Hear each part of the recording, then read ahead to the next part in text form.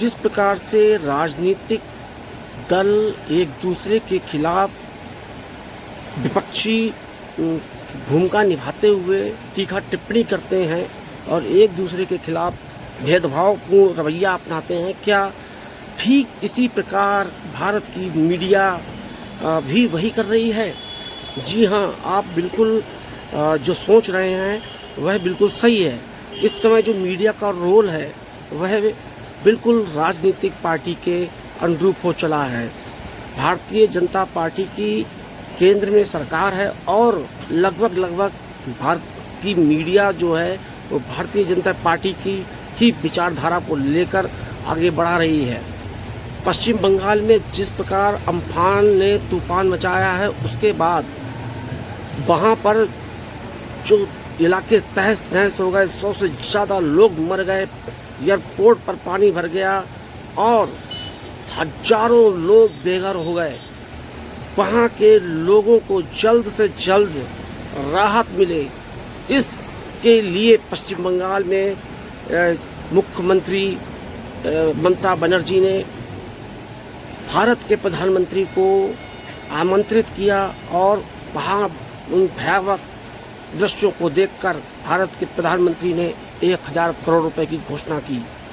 उसको लेकर अगर वहाँ की मुख्यमंत्री ममता बनर्जी ने अगर कोई सवाल उठाया है तो भारत की मीडिया बिल्कुल एक अपोजिशन का रोल निभाते हुए, ममता बनर्जी की सरकार के खिलाफ एक अपोजिशन का रोल निभाते हुए एक एजेंडा में के स्वरूप काम कर रही है। ये वही भारतीय मीडिया है। जब अम्फान ने तबाही मचाई उसके बाद कोई भी मीडिया कवरेज पश्चिम बंगाल को नहीं दी गई, किसी भी प्रकार की मीडिया कवरेज उड़ीसा राज्य को नहीं दी गई। हजारों लाखों लोग बेघर हो गए, सब कुछ तबाह हो गया, बर्बाद हो गया, लेकिन भारत की मीडिया तब तक पश्चिम बंगाल पर उसने कोई कवरेज नहीं दिखाई, ना उड़ीसा पर दिखाई, जब तक कि वहाँ पर भारतीय जनता पार्टी के द्वारा कोई विवाद नहीं खड़ा किया गया। जी हाँ, भारतीय जनता पार्टी ने ममता बनर्जी को लेकर जिस प्रकार से एक विवाद खड़ा कर दिया है, उस प्रकार उसके बाद भारत की मुख्य जो धारा की जो मीडिया है वह एकदम हरकत में आती है और हरकत में आने के बाद पश्चिम बंगाल की मुख्यमंत्री को एक गैर मानवतावादी मुख्यमंत्री बताकर घोषित कर देती है। आप ये सोच सकते हैं कि पश्चिम बंगाल की वह मुख्यमंत्री जिन्होंने आज भी चप्पल पहनती है और जो आज भी सामान्य सा जीवन जीती है और सब कुछ जिसने अपनी सब कुछ पश्चिम बंगाल के लोगों के उत्थान के लिए लगा दिया, उसको लेकर जो उसका जो स्वरूप दिखाया जा रहा है वह बेहद ही गंभीर है। ट्रोलिंग जिस प्रकार से की जा रही है सोशल मीडिया में वह किसी से छुपा हुआ नहीं है। अब हमको क्या सवाल पूछने का भी अधिकार नहीं है? हमें सवाल पूछने का अधिकार हमें हमारे संविधान ने दिया है। आज भारतीय जनता पार्टी की सरकार है तो सवाल भी भारतीय जनता पार्टी की सरकार से पूछे जाएंगे, सवाल नरेंद्र मोदी जी से पूछे जाएंगे और उनका उत्तर भी नरेंद्र मोदी को देना होगा। लेकिन जिस प्रकार से भारतीय मीडिया का चेहरा चाल चरित्र सामने आया है उससे हम सभी लोग वाकिफ हैं।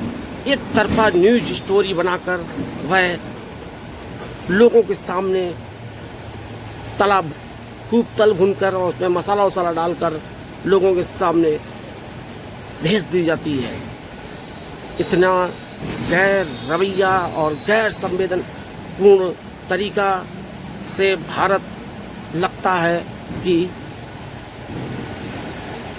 इसको अब एकजुटता को लाने के लिए बहुत बड़ी एक लड़ाई है वो भारतीयों को लड़नी होगी। जी हाँ, मैं उन भारतीयों की बात कह रहा हूँ जो जिनका विचारधारा आइडियोलॉजी भारतीय जनता पार्टी के विपरीत है, चाहे वो किसी भी पार्टी की आइडियोलॉजी को रखते हों, वह सारे के सारे लोग भारतीय जनता पार्टी के इस कुकृत्य और भारतीय जनता पार्टी की कहीं इस मीडिया के खिलाफ लोगों को एकजुट और लामबंद होना पड़ेगा और एक बहुत बड़ी मुहिम को साथ में लेकर चलना पड़ेगा। उसके लिए प्रत्येक जागरूक भारतीय को एक पत्रकार की भूमिका में आना पड़ेगा और ये जो हमारा सोशल मीडिया अकाउंट है इसको आप एज ए पत्रकार के रूप में यूज कीजिए और तभी हम लोग जो एक विचारधारा जो अम्बेडकर साहब ने रखी थी, लोकतंत्र की जो विचारधारा रखी थी, तभी हम उसको साकार कर सकते हैं। और जिस प्रकार से आज का माहौल है, इस घुटन भरे माहौल को हम तभी समाप्त कर सकते हैं जब हम लोग अपने सोशल मीडिया के प्लेटफॉर्म को एज ए पत्रकार प्रयोग करना पड़ेगा। इसी विचार के साथ हिंदुस्तान जिंदाबाद, भारत माता की जय और इनकलाब जिंदाबाद।